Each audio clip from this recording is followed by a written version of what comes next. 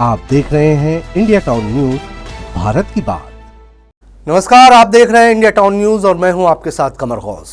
आज हम आपको दिखाने जा रहे हैं छत्तीसगढ़ की उस चौंकाने वाली सच्चाई को, जहां किसानों को डराकर सरकारी अफसरों की मिलीभगत से जमीनें हड़प ली गई। देश के सबसे बड़े इंफ्रास्ट्रक्चर प्रोजेक्ट भारतमाला परियोजना में करोड़ों रुपए के घोटाले का खुलासा हुआ है। EOW यानी आर्थिक अपराध अन्वेषण ब्यूरो ने इस घोटाले में राजस्व विभाग के अधिकारी, तहसीलदार, पटवारी और जमीन दलालों की साजिश का पर्दाफाश किया है। 8000 पन्नों की चार्जशीट और 12 बंडलों में दस्तावेज साफ दिखाते हैं कि कैसे सिस्टम के अंदर बैठे लोग किसानों की लाचारी को नोटों में बदल रहे हैं। छत्तीसगढ़ के भारतमाला प्रोजेक्ट घोटाले में EOW ने रायपुर की स्पेशल कोर्ट में 8000 पन्नों का चालान पेश किया है। एजेंसी की जांच में यह खुलासा हुआ कि राजस्व अफसरों और जमीन दलालों ने मिलकर जमीन हड़पने का सिंडिकेट बना रखा था। इस सिंडिकेट का मास्टरमाइंड बताया जा रहा है हरमीत सिंह खनूजा, जिसकी पत्नी खुद तहसीलदार है। दलाल किसानों के पास पहुंचते थे, उन्हें डराया जाता था कि उनके रिकॉर्ड में गड़बड़ी है, सीमांकन नहीं हुआ है, नामांतरण अधूरा है, अगर ऐसा रहा तो मुआवजा नहीं मिलेगा और फिर हमारे अफसरों से अच्छे संबंध है कहकर किसानों से खाली कागजों पर साइन करवा लिए जाते थे। इन्हीं कागजों पर बाद में फर्जी बंटवारे और नामांतरण दिखाए गए।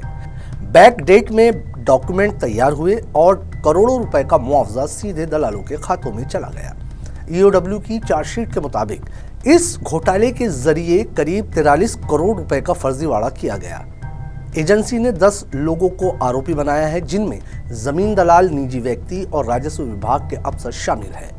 इनके नाम है हरमीत सिंह खनूजा, उमा तिवारी, केदार तिवारी, विजय जैन, कुंदन बघेल, भोजराज साहू, खेमराज कोसले, पुन्नू राम, देश लहरे, गोपाल वर्मा और नरेंद्र नायक। इन लोगों ने मिलकर जमीन के फर्जी बंटवारे, नामांतरण और नकली मुआवजा दावे तैयार किए।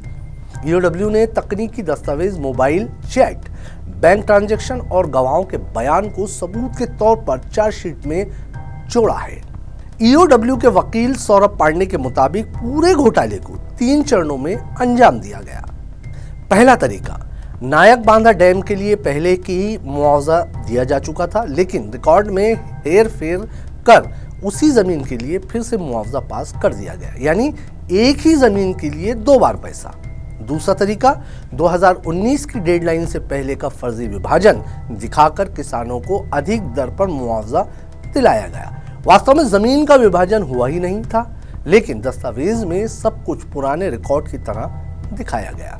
तीसरा तरीका, दलालों ने कुछ अफसरों और पटवारियों को पैसों का लालच देकर ऐसे किसानों की फाइलें पास करवाई जिन्हें पहले से ही भुगतान मिल चुका था और फिर एडजस्टमेंट के नाम पर कमीशन बांट लिया गया।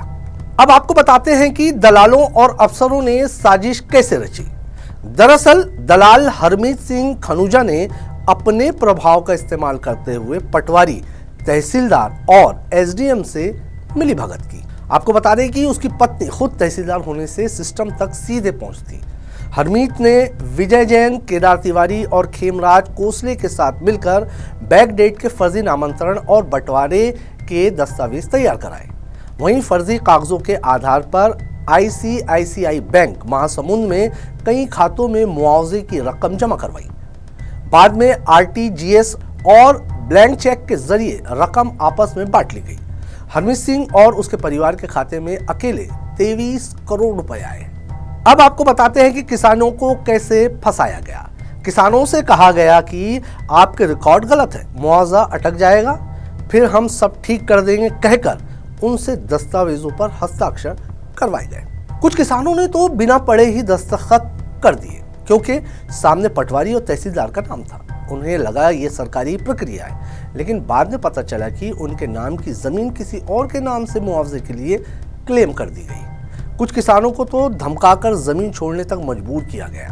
अब EOW की नजर राजस्व विभाग के कई अफसरों पर है, जिनमें तत्कालीन SDM निर्भय साहू, RI रोशनलाल वर्मा, तहसीलदार शशिकांत कुर्रे, नायब तहसीलदार लखवेश्वर प्रसाद किरण, पटवारी जितेंद्र साहू, बसंत घृत लहरे, दिनेश पटेल और लेखराम देवांगन शामिल हैं। इन सभी को नोटिस जारी किया जा चुका है, लेकिन कई अफसर अब भी फरार हैं। ईओडब्ल्यू ने इनकी भूमिका, बैंक ट्रांजैक्शन और प्रॉपर्टी इन्वेस्टमेंट की जांच शुरू कर दी है।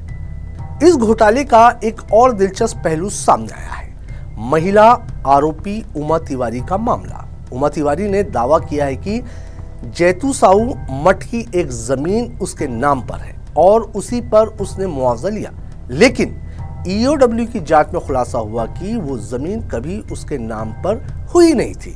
फर्जी दस्तावेज बनाकर 2.13 करोड़ रुपए का मुआवजा लिया गया।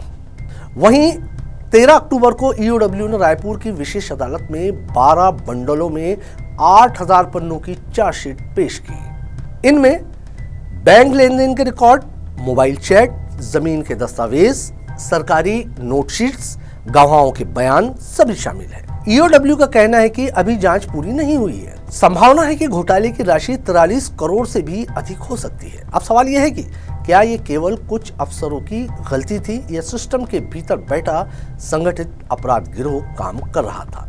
जब सरकारी रजिस्टर में बैक डेट से एंट्री होती है, जब एक ही जमीन 2 बार अधिग्रहित दिखाई जाती है, जब मुआवजा सीधे दलालों के अकाउंट में जाता है, तो साफ है कि इस खेल में ऊपर तक सांठगांठ रही होगी। ईओडब्ल्यू ने कोर्ट को बताया कि इस मामले की अगली सुनवाई 17 नवंबर को होगी। सभी आरोपियों को समन भेजा जा चुका है। एजेंसी अब ठेकेदारों और अन्य सरकारी अधिकारियों के रोल की भी जांच कर रही है। संभव है कि दूसरा चालान और नाम शामिल किए जाएंगे। तो ये थी भारतमाला परियोजना की वो परत जिसके नीचे किसानों की पीड़ा और अफसरों की लालच की कहानी दबी हुई है। एक ऐसी परियोजना जिसका मकसद था देश को सड़कों से जोड़ना, लेकिन यहां जोड़ा गया दलालों और अफसरों का रिश्ता। अब ईओडब्ल्यू की जांच से सच्चाई धीरे धीरे सामने आ रही है, लेकिन बड़ा सवाल यह है कि क्या किसानों को मिलेगा उनका न्याय?